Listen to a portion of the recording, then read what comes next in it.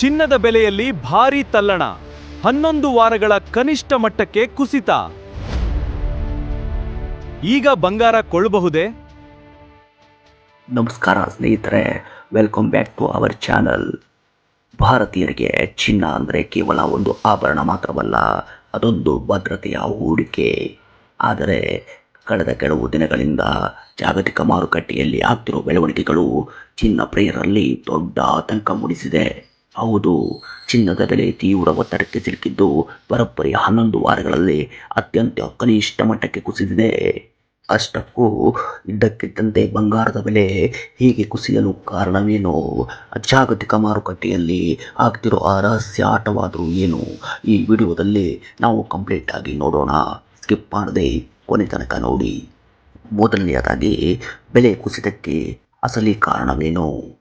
ನಾವು ಅರ್ಥ ಮಾಡಿಕೊಳ್ಳಬೇಕಾಗಿರೋದು ಚಿನ್ನ ಮತ್ತು ಕಚ್ಚಾ ತೈಲ ಅಥವಾ ಕ್ರೂಡ್ ಆಯಿಲ್ಗೆ ಇರೋ ಲಿಂಕ್. ಹೌದು, ಪ್ರಸ್ತುತ ಜಾಗತಿಕವಾಗಿ ಕಚ್ಚಾ ತೈಲದ ಬೆಲೆಗಳು ಸತತವಾಗಿ ಏರಿಕೆ ಆಗ್ತಾನೇ ಇವೆ.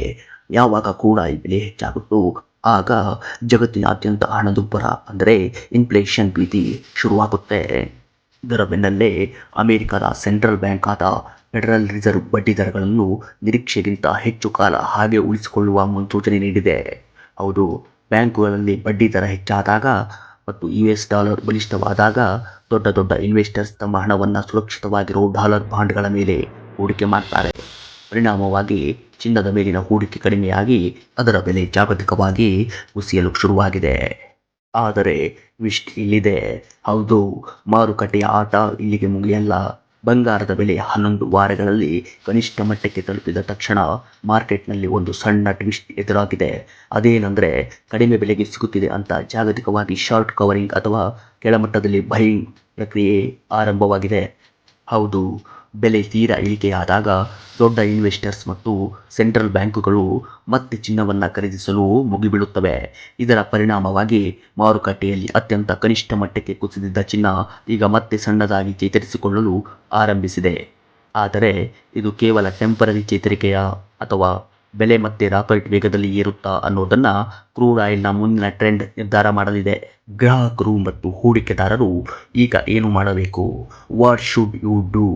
ತಜ್ಞರ ಪ್ರಕಾರ, ಮಾರುಕಟ್ಟೆಯಲ್ಲಿ ಭಾರಿ ಏರಿಳಿತ ಇರುವಾಗ ನಿಮ್ಮ ಇಡೀ ಹಣವನ್ನು ಒಂದೇ ಬಾರಿಗೆ ಚಿನ್ನದ ಮೇಲೆ ಹಾಕಬೇಡಿ. ಇದನ್ನು ನಾವು SIP ಶೈಲಿ ಅಂತ ಕರೆಯಬಹುದು. ಅಂದರೆ ಬೆಲೆ ಇಳಿಕೆಯಾದಾಗ ಸ್ವಲ್ಪ ಸ್ವಲ್ಪವಾಗಿ ಚಿನ್ನವನ್ನು ಖರೀದಿಸುತ್ತಾ ಹೋಗುವುದು ಬುದ್ಧಿವಂತಿಕೆ. ಮುಂಬರುವ ದಿನಗಳಲ್ಲಿ ಮದುವೆ ಸೀಸನ್ ಅಥವಾ ಹಬ್ಬಗಳಿಗೆ ಚಿನ್ನ ಬೇಕು ಅನ್ಕೊಂಡಿರೋರು ಈ ಸಣ್ಣ ಕುಸಿತದ ಲಾಭವನ್ನ ಖಂಡಿತ ಪಡೆದುಕೊಳ್ಳಬಹುದು. ಸ್ನೇಹಿತರೆ, ನಿಮ್ಮ ಪ್ರಕಾರ ಚಿನ್ನದ ಬೆಲೆ ಇನ್ನು ಮುಂದೆ ಇನ್ನೂ ಇಳಿಯುತ್ತಾ ಅಥವಾ ಮತ್ತಷ್ಟು ದುಬಾರಿಯಾಗುತ್ತಾ? ಕಾಮೆಂಟ್ ಬಾಕ್ಸ್ ಅಲ್ಲಿ ನಿಮ್ಮ ಅನಿಸಿಕೆ ಹಂಚಿಕೊಳ್ಳಿ. ಮಾರುಕಟ್ಟೆ ಹಾಗೂ ಬಿಸಿನೆಸ್ ಲೋಕದ ಇಂಥದ್ದೇ ನಿಖರವಾದ ಮತ್ತು ಆಳವಾದ ವಿಶ್ಲೇಷಣೆಗಳಿಗಾಗಿ ನಮ್ಮ ಚಾನಲ್ ಅನ್ನು ಈಗಲೇ ಸಬ್ಸ್ಕ್ರೈಬ್ ಮಾಡಿ. ಈ ವಿಡಿಯೋ ಇಷ್ಟವಾಗಿದ್ದರೆ ಒಂದು ಲೈಕ್ ಮತ್ತು ನಿಮ್ಮ ಸ್ನೇಹಿತರೊಂದಿಗೆ ಶೇರ್ ಮಾಡಿ. ಮುಂದಿನ ವಿಡಿಯೋದಲ್ಲಿ ಸಿಗೋಣ. ಧನ್ಯವಾದಗಳು.